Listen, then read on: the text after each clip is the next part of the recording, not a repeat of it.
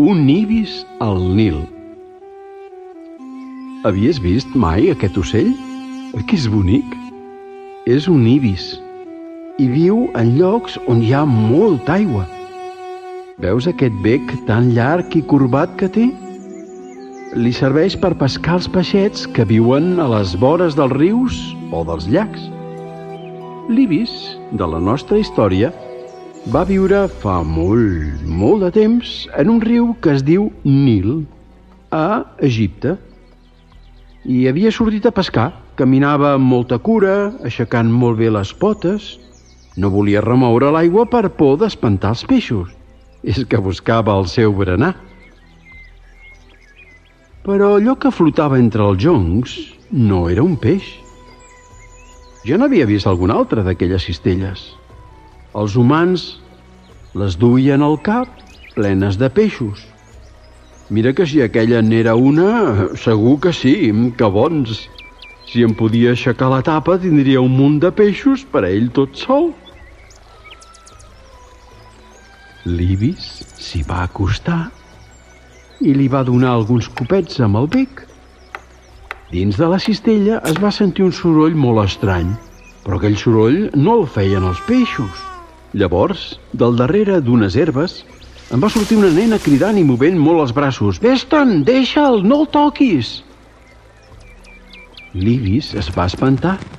La nena es deia Míriam. Era hebrea. Solia jugar amb les seves amigues a la vora del riu. Elles mai molestaven els animals que hi vivien. Fins i tot de vegades els llançaven molles de pa.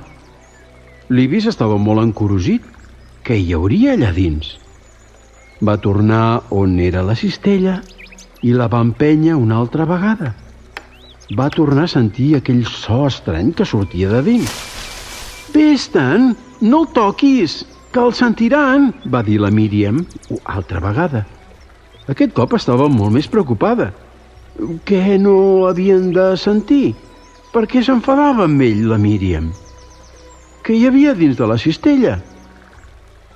En aquell moment es van sentir veus i rialla. La Míriam va fer un salt i es va tornar a amagar. S'acostava un grup de dones que conversaven i reien, anaven molt ben vestides i portaven unes joies daurades molt boniques. L'ibis les havia vist altres vegades. Era una princesa que baixava al riu a banyar-se amb les seves criades. Elles tampoc el molestarien. Per això va tornar amb la cistella i aquesta vegada va empènyer amb més força i la tapa es va obrir.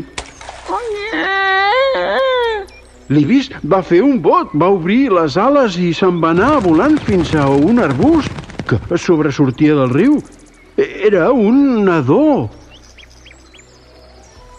Ara entenia per què la Míriam estava tan preocupada. Estava amagant el seu germanet perquè un rei malvat, el faraó, havia ordenat matar tots els nadons hebreus. «Calla, petitó, que ens sentiran», va xiuxejar la Míriam. Però el salt de l'ibis havia cridat l'atenció de la princesa i de les seves criades. Ja era massa tard. Una de les criades va córrer cap al riu, va agafar la cistella i la va portar on era la princesa. Que trist que estava l'ibis. Si hagués fet cas de la Míriam, no haurien trobat el nadó. Què passaria ara? Els donarien als soldats? L'ibis es va quedar molt quiet i va veure com la princesa agafava el nen als braços i el bressolava. El nadó va deixar de plorar. «Jo et cuidaré», va dir la princesa. «Ningú no et farà mal». «Però, princesa», va replicar una de les seves criades, «com l'alimentareu?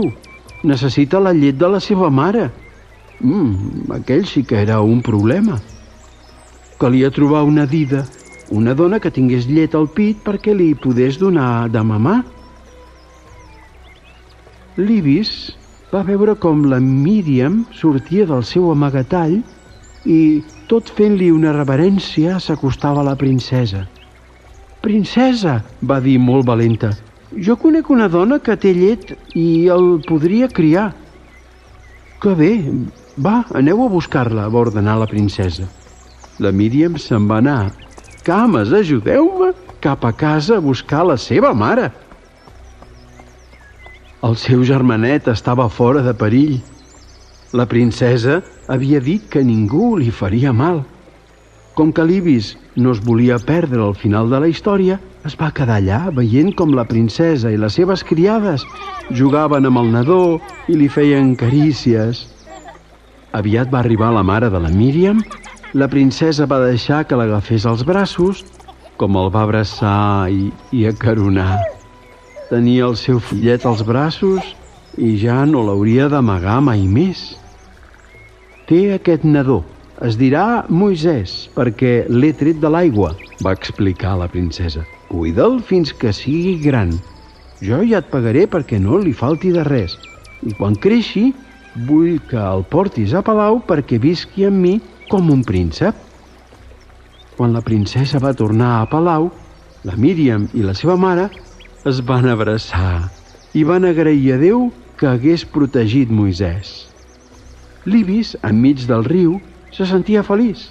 Va estirar les ales i les va sacsejar amb força. Semblava que aplaudia. La Míriam se'l va mirar des de la riba i li va fer l'ullet. Al final, tot havia sortit bé. L'Ibis va fer un salt i va alçar el vol. Moisès creixeria amb la millor companyia i la millor cura, amb els seus pares i la seva germana. I tu? Cuides els teus germans i els teus amics tan bé com la Míriam va cuidar el seu germanet? Com els pots demostrar que els estimes molt? Heus aquí un ibis, un ocell espantat. I ves per on? El conte aquí s'ha acabat.